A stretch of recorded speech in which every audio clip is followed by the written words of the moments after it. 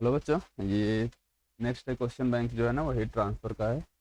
और सबसे पहले आते हैं बच्चे फर्स्ट क्वेश्चन पे।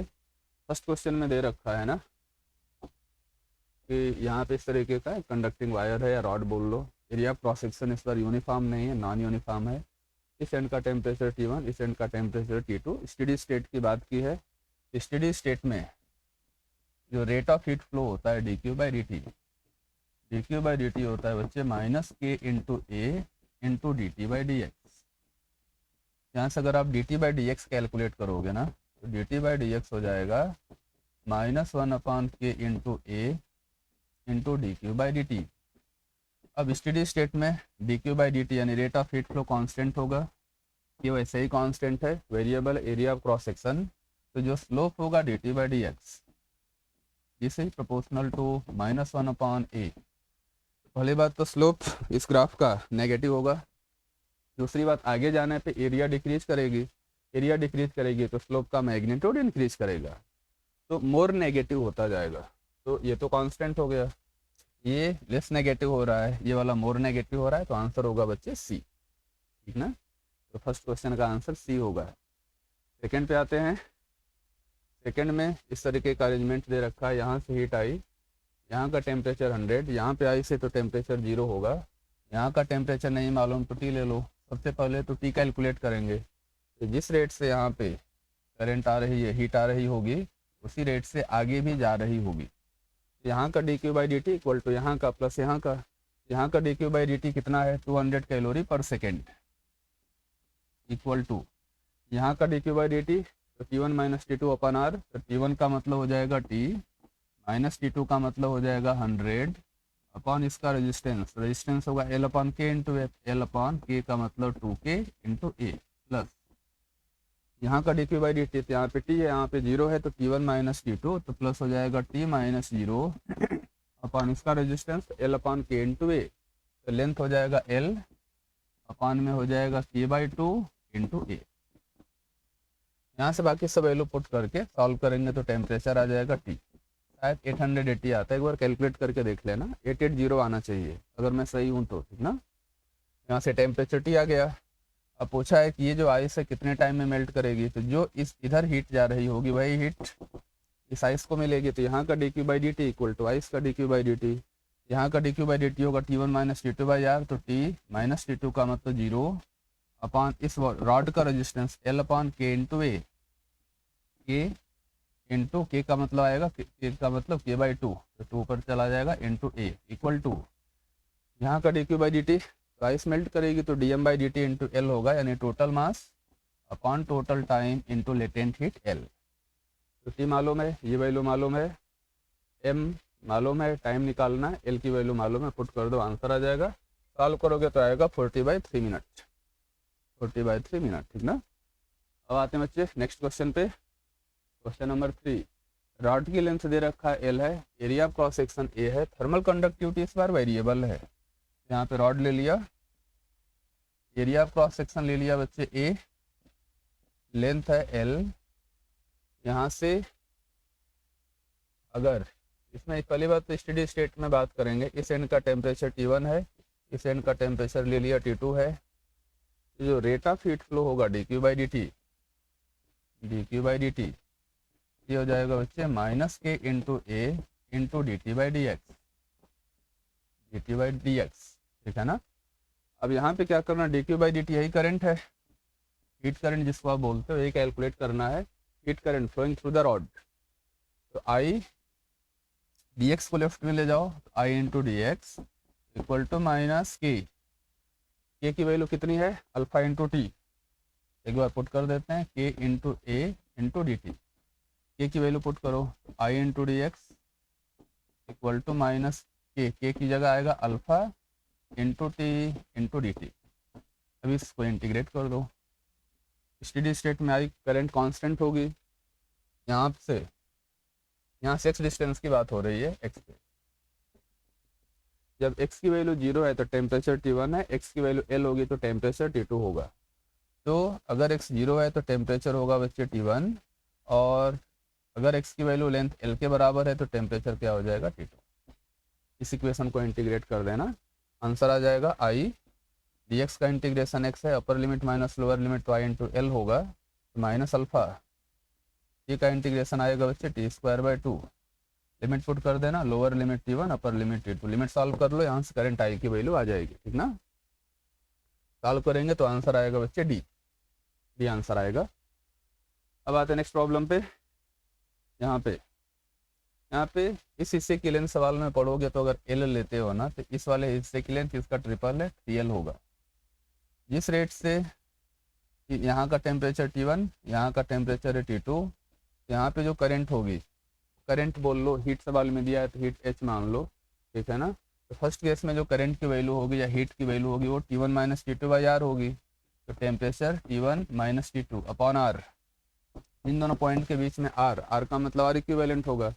इन दोनों पॉइंट के लिए ये वाला हिस्सा और ये वाला हिस्सा दोनों पैरेलल में होंगे, 1/R इक्विवेलेंट का मतलब 1/R1 प्लस 1/R2, 1/R1 इसका रेजिस्टेंस हो जाएगा L/K इंटू ए, K इंटू ए ऊपर जाएगा, प्लस हो जाएगा 1/R2, R2 का मतलब लेंथ कितनी है 3l/K इंटू ए इंटू K इंटू ए। ये आ गया फर्स्ट इक्वेशन। दोनों हिस्से का दोनों पार्ट का के पहले सेम था। सेकेंड केस में क्या किया कि यहाँ का हिस्सा हटाया, इसका के चेंज कर दिया, तो rate of heat flow double हो गया या हीट डबल हो गया, तो 2H equal to T1 minus T2 जाएगा, T1 minus T2 into resistance, नया वाला रेजिस्टेंस, तो 1/R equivalent 1/R1 plus 1/R2, तो 1/R1 का मतलब L/K डैश इंटू ए प्लस 1/R2 का मतलब लेंथ है L 3l K इंटू ए। दोनों को डिवाइड कर देना, सॉल्व कर लेना, आंसर आ जाएगा। आंसर आएगा बच्चे 7K/3, ठीक है ना, ये ऑप्शन आएगा 7K/3। अब आते हैं नेक्स्ट प्रॉब्लम पे। यहाँ पे एक रिजिड कंटेनर है, ठीक ना, एक कंटेनर ले लिया ऐसे, ठीक, और ये रिजिड है, ठीक है। रिजिड कंटेनर दे रखा है बेटा, इसके अंदर गैस है, ठीक, नंबर ऑफ मोल्स n है, n की वैल्यू 1 है, ठीक ना। और जो इस कंटेनर की वॉल्स हैं, वॉल्स की जो थिकनेस है, ये थिकनेस दे रखा है बच्चे d है। वॉल्स की जो ये वाली थिकनेस है ना, ये दे रखा है d है, और area of cross section A है। इनर हिस्से किया area of cross section A दे रखा है, लेकिन इनर और आउटर हर जगह approximately area of cross section को सेम लेके ही काम करना है, ठीक ना, क्योंकि वेरिएबल ले लोगे तो सॉल्व करना मुश्किल होगा।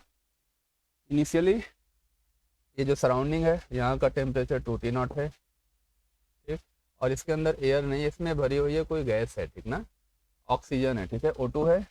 तो O2 के लिए डिग्री ऑफ फ्रीडम कितना होगा, 5 होगा।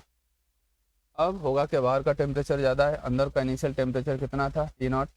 इनिशियली हीट का फ्लो आउट बाहर से अंदर की तरफ होगा, टेम्परेचर चेंज होगा, तो टेम्परेचर T0 से चेंज होकर के किसी टाइम पे मान लो T हो गया। पूछा है temperature as a function of time T क्या होगा, तो बाहर से जो एनर्जी का फ्लो होगा, हीट का फ्लो होगा, वो कंडक्शन के थ्रू होगा। जो रेट ऑफ हीट फ्लो होगा यह होगा बच्चे dP/dt equal to A/L into T1 minus T2।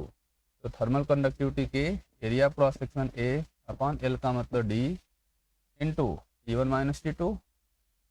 यहाँ का टेम्परेचर 2T0, यहाँ का किसी टाइम पे T है, ये हो जाएगा बच्चे 2T0 minus T equal to वही हीट इस गैस को मिलेगी, तो dQ/dt हो जाएगा।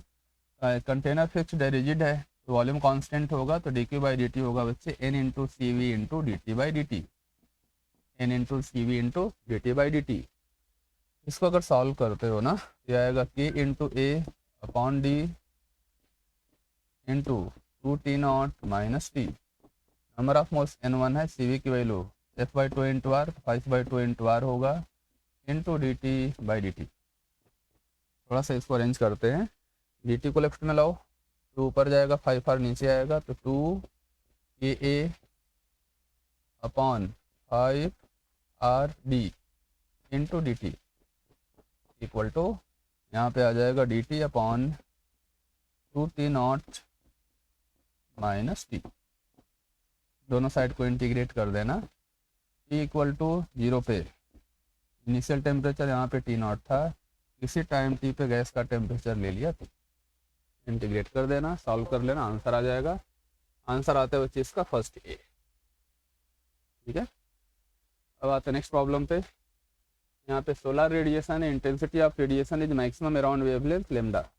तो जो लेमडा इंटू टी होगा ना, ये आएगा बच्चे बी, ठीक है ना, मीन्स डिस्प्लेसमेंट लॉ से यहाँ से जरूरत पड़ी तो टी को लिख सकते हो B by lambda. R is radius of the sun, तो किस रेट से एनर्जी का रेडिएशन हो रहा होगा, D Q by D T, तो D Q by D T होगा बच्चे E sigma A into T raise to power 4। E sun को आइडियली लगभग ये मान के चलते हैं ब्लैक बॉडी, ई की वैल्यू 1 होगी, सिग्मा एरिया हो जाएगी 4 पाई आर स्क्वायर, स्क्वायर है ई रेज टू पावर 4 मतलब B lambda B raise to power 4 upon lambda raise to power 4। और एनर्जी होती है, अगर ये एनर्जी मास से अगर की वजह से है तो equal to M into C square होता है, तो D E by D T होगा या D Q by D T हो जाएगा D M by D T into C का स्क्वायर।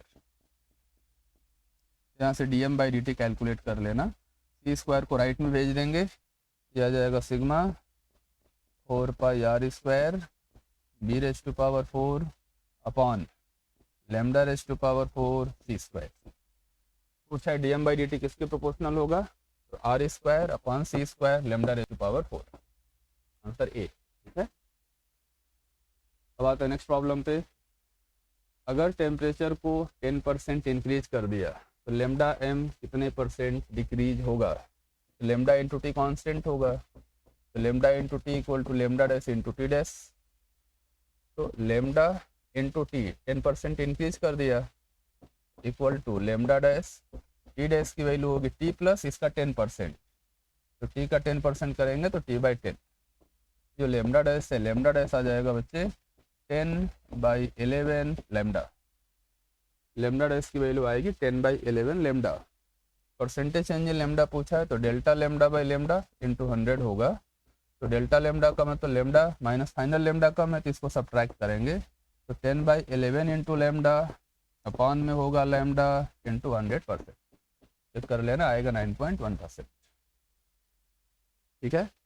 अब आते हैं नेक्स्ट प्रॉब्लम पे, प्रॉब्लम नंबर 8, ठीक है ना, दो एनर्जी कलेक्टर हैं, ठीक है ना, दोनों का मेटल सेम है, एल्यूमिनियम शीट है, दोनों फ्लैट हैं, ठीक ना, और एक है रेक्टेंगुलर शेप का, दूसरा है सर्कुलर शेप का, ठीक। तो स्टेडी स्टेट में पूछा है टेम्परेचर क्या होगा, तो जिस रेट से एनर्जी स्टेडी स्टेट में क्या होगा, D Q by D T E sigma A T raise to power 4 minus T S raise to power 4 equal to, जिस रेट से एनर्जी एब्जॉर्व करेंगे उसी रेट से लॉस भी हो रहा होगा एनर्जी का, ठीक ना, एनर्जी का लॉस होगा तो D Q by D T हो जाएगा D M by D T, sorry mass तो कांस्टेंट ही रहेगा, M into S into D T by D T. अगर टेम्परेचर चेंज हो रहा होगा तो ये इक्वेशन यूज करेंगे, ठीक है, यहाँ पे during the change of temperature, ठीक ना, ये वाला इक्वेशन यूज करेंगे, इसको सॉल्व करोगे तो आएगा E sigma A T raise to power 4 minus T S raise to power 4 mass, volume into density होगा, वॉल्यूम होगा area into thickness into density into S into D T by D T, area तो cancel हो गया, तो जो भी D T by D T होगा, D T by D T हो जाएगा बच्चे, ये किस पे डिपेंड करेगा, थिकनेस पे, रो पे, एस पे, ई पे, सिग्मा पे, तो सब तो कांस्टेंट है, दोनों के लिए सेम आएगा, यानी D T by D T दोनों के लिए सेम आएगा, सेम रेट से टेम्परेचर बढ़ेगा तो स्टेडी स्टेट में फाइनल दोनों का टेम्परेचर भी सेम ही होगा, ठीक है। A and B both collectors A and B will store nearly the same temperature, answer A. Next problem पे आते हैं, एक कॉपर का स्फेयर है, स्फेयर ले लिया, इसका टेम्परेचर कितना है 300 केल्विन, ठीक,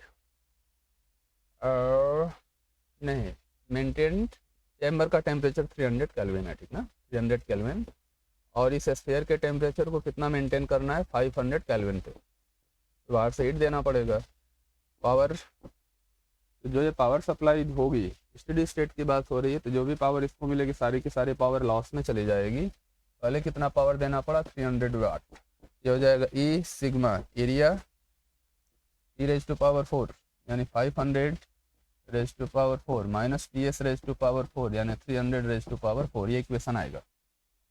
दूसरे केस में क्या है, सेम टेम्परेचर मेंटेन करने के लिए पावर को 300 से बढ़ा के 600 करना पड़ा, लेकिन यहाँ पे कंडीशन है कि स्फीयर के आधे हिस्से में ब्लैक बॉडी को कनेक्ट कर दिया, ठीक ना, तो आधे हिस्से में एमिसिविटी ई होगी, तो ई सिग्मा एरिया आबादी हो गई A/2 इंटू टेम्परेचर तो ही है 500 raise to power 4 minus 300 raise to power 4 plus आधे हिस्से में ब्लैक बॉडी है, तो ई की वैल्यू 1 है into sigma into A by 2 into 500 raise to power 4 minus 300 raise to power 4। बस दोनों को डिवाइड कर देना या दोनों को सॉल्व कर लेना, जैसे भी हो डिवाइड कर देंगे तो आसान रहेगा, ये पावर कैंसिल हो जाएगी। सॉल्व करके ई की वैल्यू कैलकुलेट कर लेंगे, ई आ जाएगा। ई कितना आता है, ये ऑप्शन में लिखा हुआ है 1/3, ये आएगा बच्चे 1/3। ठीक है, अब आते हैं लास्ट क्वेश्चन पे। एक मेटल का सिलेंडर है, मास दे रखा है 0.5 kg, इलेक्ट्रिकली हीट सप्लाई की गई कितना 12 वाट का। समझने के लिए डायग्राम बना लेते हैं। बाहर से पावर सप्लाई दिया P, ये बच्चे 12 वाट। पहले कुछ देर के लिए इस बॉडी का टेम्परेचर इंक्रीज करेगा, ठीक है ना। तो जब टेम्परेचर इंक्रीज कर रहा होगा, टेम्परेचर जब सराउंडिंग से थोड़ा ज़्यादा हो जाएगा तो हीट भी लॉस हो रहा होगा, दोनों प्रोसेस एक साथ हो रहे होंगे। तो जो हीट का लॉस होगा dQ/dt लॉस, तो dQ/dt लॉस होता है बच्चे K into T minus TS। Newton's law of cooling use कर लिया, और इस हीट का कुछ हिस्सा इसका खुद का टेम्परेचर बढ़ाने में खर्च हो रहा होगा। तो जो पावर होगी P, ये हो जाएगा लॉस हो जाएगा K into T minus TS। कुछ हिस्सा इसका खुद का टेम्परेचर बढ़ाने में खर्च हो रहा है, ये हो जाएगा M into S into dt/dt। अगर स्टेडी स्टेट की बात करें, सराउंडिंग का टेम्परेचर दे रखा है 15 डिग्री सेंटीग्रेड, और स्टेडी स्टेट में किसी टाइम पे बॉडी का टेम्परेचर मान लो T है, स्टेडी स्टेट में बॉडी का टेम्परेचर हो जाता है 45, उसके बाद टेम्परेचर कांस्टेंट। तो अगर स्टेडी स्टेट में बॉडी का टेम्परेचर 45 के बाद कांस्टेंट हो जाता है तो टेम्परेचर चेंज होगा नहीं। उस केस में बॉडी इस हीट का कोई भी हिस्सा अपने पास एब्जॉर्ब नहीं कर रही होगी, तो MS इंटू dt/dt 0 हो जाएगा। तो उस केस में जो पावर होगा वो होगा K into T minus TS। कब, स्टेडी स्टेट में। ये इक्वेशन आएगा स्टेडी स्टेट में। पावर कितना है 12, ये नहीं मालूम। स्टेडी स्टेट में टेम्परेचर 45 माइनस सराउंडिंग का टेम्परेचर कितना दे रखा है, सराउंडिंग का टेम्परेचर है 15। ठीक, तो यहाँ से ये की वैल्यू कैलकुलेट कर लेना, 12/30, ये आएगा 2/5। ये आ गया। ए और बी ऑप्शन में पूछा है कि रेट ऑफ हीट लॉस बताओ जब सर जब बॉडी का टेम्परेचर 20 डिग्री सेंटीग्रेड है। ए और बी ऑप्शन के लिए जो रेट ऑफ हीट लॉस होगा dQ/dt लॉस, dQ/dt लॉस ये हो जाएगा बच्चे K कितना है 2/5 इंटू बॉडी टेम्परेचर कितना है 20 माइनस सराउंडिंग टेम्परेचर 15, ये आएगा 2 वाट। 45 पे देखेंगे तो यहाँ पे 45 पुट कर देना, ठीक है, तो 20 वाट आ जाएगा। ठीक, 12 वाट जो भी है, 20 नहीं 12। उसके बाद पूछा है स्पेसिफिक हीट कैपेसिटी बताओ। इसके लिए ये वाला ऊपर वाला इक्वेशन यूज करना पड़ेगा, ये वाला। स्पेसिफिक हीट कैपेसिटी निकालने के लिए पावर दे रखा बच्चे 12 है, K की वैल्यू 2/5। किसी टाइम पे बॉडी का टेम्परेचर T ले लिया, सराउंडिंग टेम्परेचर 15 डिग्री सेंटीग्रेड है, प्लस M मास कितना दे रखा है 0.5 kg into S into dt/dt। ये क्वेश्चन आएगा, ये आएगा। ठीक है, इसको लेफ्ट में ले जाना, ये आ जाएगा बच्चे 0.5 into S into dt/dt equal to 12 minus 2/5 into T minus 15 यानी dt अपॉन इतना। अब आगे इंटीग्रेट करना होगा, 0.5 into S into dt upon, ये आएगा 12 माइनस, ये देख लेना, ये आएगा बच्चे 12 minus 2/5 into T minus 15 equal to, यहाँ पे आ जाएगा dt। इंटीग्रेट कर दो, T इक्वल टू 0 पे टेम्परेचर कितना है, कुछ नहीं तो बस रखा होगा 15 डिग्री सेंटीग्रेड रहेगा। इसी टाइम T पे कितने टाइम बाद 25 डिग्री सेंटीग्रेड कितने में हुआ, 5 मिनट में। तो टाइम 5 मिनट का मतलब 600 सेकेंड नहीं 300 सेकेंड, कितना हुआ 25 डिग्री सेंटीग्रेड। इसको इंटीग्रेट करके सॉल्व कर लेना, इसकी वैल्यू आएगी, सी आंसर भी आता है, ठीक ना। इसका आंसर है बच्चे A एंड C। ठीक है, इसको कंप्लीट कर लेना। ठीक, ओके, थैंक यू।